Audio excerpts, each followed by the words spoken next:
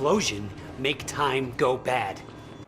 Remedy Entertainment are turning back the clock and once again teaming up with Microsoft for the release of Quantum Break, a story-driven third-person shooter which takes in-game cutscenes to a whole new level. Fuck, Beth. Originally announced way back in 2013 with a somewhat enigmatic teaser that had audiences equally hyped and confused, Quantum Break was initially slated to be one of the big system-selling titles for Xbox's new console in its first year on store shelves. But the game faced multiple delays, and the developers were left having to remedy multiple issues. So, did all this extra time leave us with a more polished game? You play as the protagonist, Jack Joyce. The game opens as he goes to visit his old friend, a scientist, Paul Serene. I'm shaking, moneybags. Shut up and bring it in. Welcome home.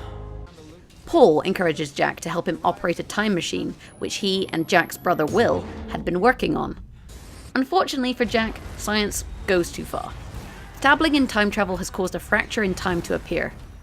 This causes time to stutter, freezing and unfreezing sporadically. Fortunately for Jack, in the process, he gains the powers of time manipulation. This makes him immune to the stutter. From here, the player must work to attempt to repair the fracture. To do this, you must investigate Monarch Corporation and untangle the events of the past. The story is told in two ways. Gameplay segments focusing on the protagonists, and live-action episodes which follow the antagonists. Gameplay is contained in 5 acts. During each act, the player will have to overcome situations to further the story. This is achieved via cutscenes, action segments, and puzzle segments.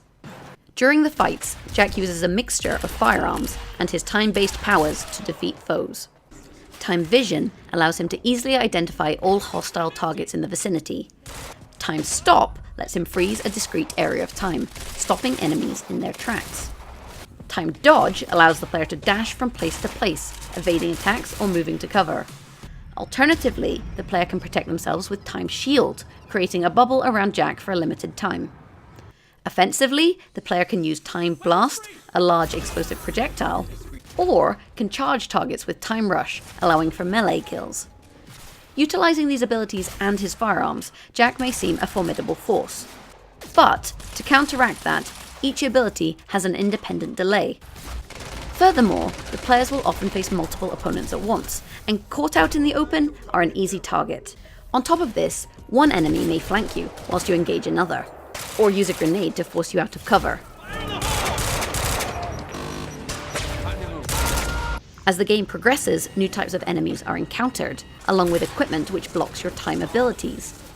All these features combine to create a combat system which is both varied and fluid. The action is incredibly fast-paced, and the strength of the abilities finely tuned to prove challenging. Difficulty settings allow the player to cater their opponents to their skill level. The different weapons and abilities allow for a more personalized playstyle, and create a combat system and gameplay which is ultimately incredibly satisfying to execute. It is refreshing to see a story-driven game which also provides excellent combat, as Quantum Break has steered clear of quick-time events in favour of something far more engaging and unique.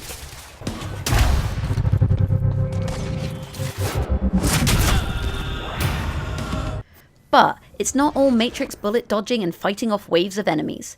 The gameplay is also broken up with puzzle and platforming sections, in which you must use Jack's time manipulation powers to navigate the environment. In certain situations, Jack can rewind time, changing the position of objects. He can also use his Time Stop ability to hold objects in place. He can use his Time Rush to move faster and pass obstacles which he could not at normal speed. Although often fairly simplistic, the puzzles break up the combat to control the pace of the game, providing a nice break after a tough fight.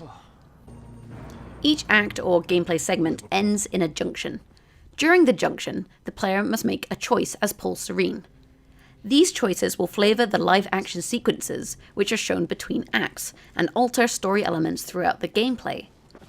Although they ultimately do not change the game's ending, different choices allow the player to understand the personalities and motives of different characters, and add nuances which reflect on the themes of the game. They add replayability to the 10-hour story and a deeper understanding of the plot. We're taking the hard line. Any potential threats to our plan need to be erased. Wait! If this is not enough, however, throughout the game there are collectibles that players can gather. These are predominantly text-based, but provide further information for those who just have to know every detail. What truly makes Quantum Break different from any other game I've played, however, is the live-action episodes. Acts are alternated with 20-minute episodes, which reveal more of the inner workings of Monarch Corporation. As a story-centric game, Remedy have truly innovated here. They have hired a stellar cast to portray each character, and replicated them fantastically in-game. The episodes help to carry the story, and provide a more complex plot than could be achieved by gameplay alone. The characters' personalities carry across well from game to episode, giving the player a better understanding of each character. The stylization used throughout ties the gameplay and episodes together to create a seamless gaming experience. Although skeptical when I heard the format Quantum Break would take, Remedy have nailed the execution. They have created a novel and enticing way of gaming, which draws the player into the story, and is ultimately incredibly immersive. There were only a couple downsides to the episodes. Firstly, some rather obvious product placement by Microsoft would cause the player to become disconnected from the episode and break the immersion. Beyond that, the only other issue seems to be the servers.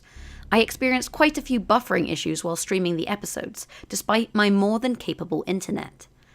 Players can combat this by downloading the episodes themselves, but this download is more than 70 gigabytes. Really, this comes down to hardware issues, however, and is not a fault with the game itself. The biggest selling point to me in this game is the story, and my gosh is it fantastic. It is one of those games you need to experience for yourself, and will hook the player from the start. It is only upon completion of the game and investigation of the alternate junctions do all the pieces fall into place to create a full picture. This is essential for good storytelling, and Remedy do an impressive job of keeping the player in the dark until the end.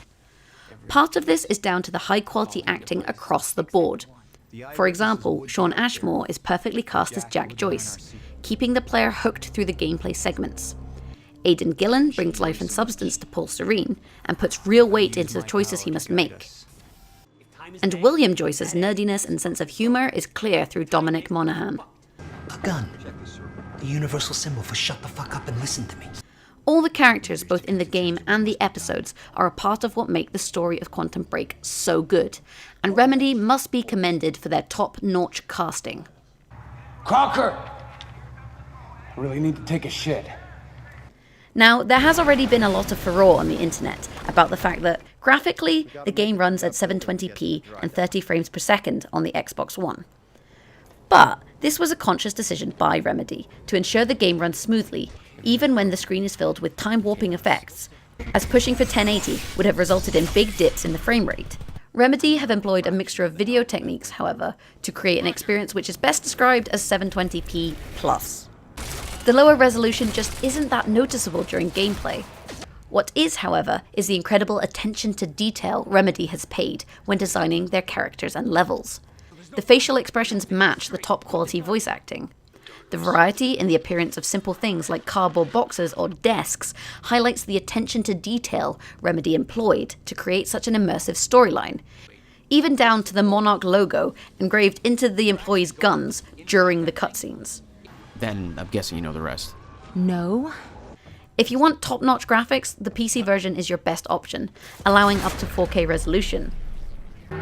This is assuming the PC version, which is exclusively a Windows 10 game and not available on Steam or any other PC client, doesn't come with its own extra bugs.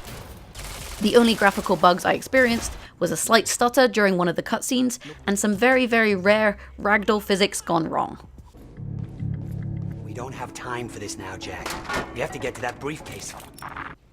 Overall, I have to give Quantum Break my first ever 8 out of 8 bits. The format Remedy has chosen is innovative and perfectly executed to tell a story. The story itself is well written, and one that I feel really must be experienced in the way the game presents it. The gameplay holds all of this together, whilst also creating a fast-paced third-person shooter experience, which is unique and feels impactful. The issues I've had are minor, and I truly do believe that Microsoft has something special on their hands. This review was based on an Xbox One version of Quantum Break. For more reviews and other gaming content, you can always subscribe. We're also on social media, Facebook at facebook.com/thekilobits, and on Twitter at thekilobits. And if you want to support us further, you can find us on Patreon, patreon.com/thekilobits.